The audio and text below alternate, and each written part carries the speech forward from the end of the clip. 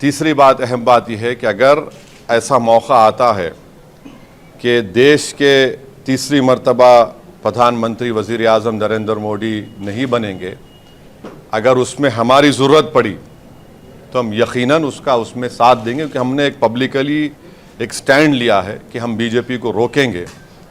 और चौथी बात यह है कि हम नरेंद्र मोदी से ये बताना चाह रहे हैं कि आप देखो ये नतीजा क्यों आया। उनको सेल्फ इंट्रोस्पेक्शन करने की ज़रूरत है और हम उम्मीद करते हैं कि पिछले 4 साल से जो लोग जेलों में सड़ रहे हैं उनकी फ़ौरन रिहाई अमल में लाई जाएगी क़ानूनी तरीक़े से।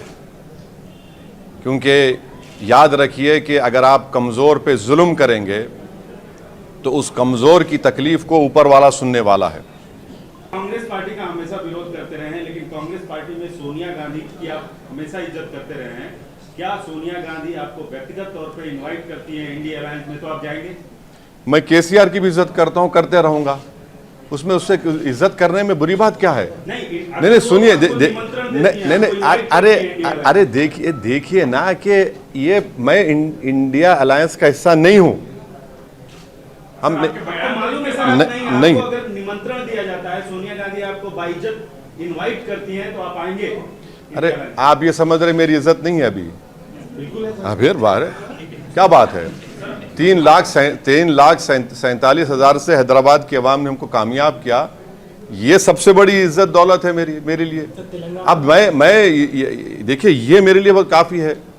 जैसा हमेशा मैंने कहा कि हमारी गरीबी में शाही है, उसमें खुश हैं हम उसमें। सर, कॉन्स्टिट्यूशन को लेकर आप इंडिया अलायंस के जो टॉप नेता है, टॉप लीडर्स है, उससे आपका बयान इत्तेफाक रखता है, तो आप क्या नहीं एक बहुत कम सीट्स इंडिया अलायंस और बीजेपी और इंडिया अलायंस के बीच में अभी लग रहा है, तो आप क्या उनको एटलीस्ट फॉर्मल तौर पे आप क्या आपका सपोर्ट जारी करेंगे, या फिर उसके साथ साथ सर जो आप बीजेपी के खिलाफ सीएए, एनआरसी, एनपीआर के खिलाफ जो आप वोट मांगे हैं, तो आपको बहुत बड़ी तरीके से जीत मिली है हैदराबाद पे, तो इसको भी आप नेशनली उठाएंगे क्या?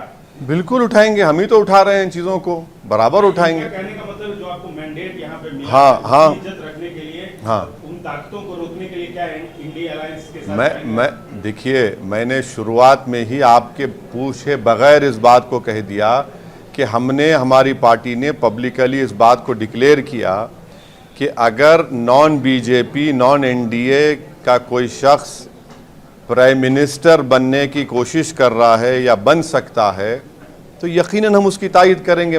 ये इसलिए नतीजा आया क्योंकि 10 साल में बीजेपी ने जो नफ़रत की सियासत की थी उससे आज लोग तंग आ चुके हैं।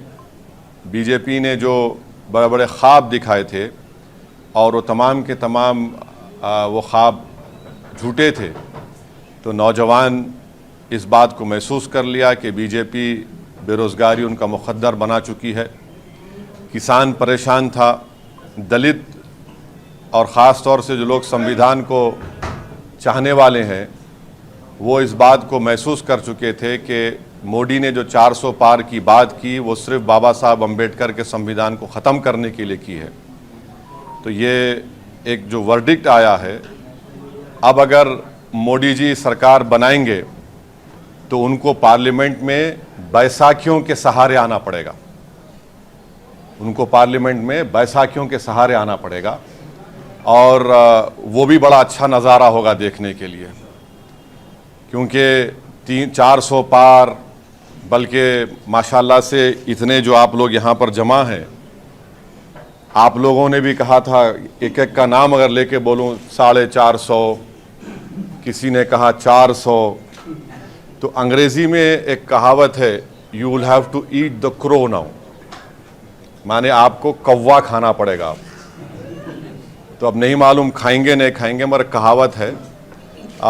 किसी एक माशाल्लाह एक साहब ने तो जो बड़े अपने आप को माहिर कहते हैं, उन्होंने कहा कि हैदराबाद हम नहीं जीतेंगे। खैर अल्लाह जो चाहता है वही होता है।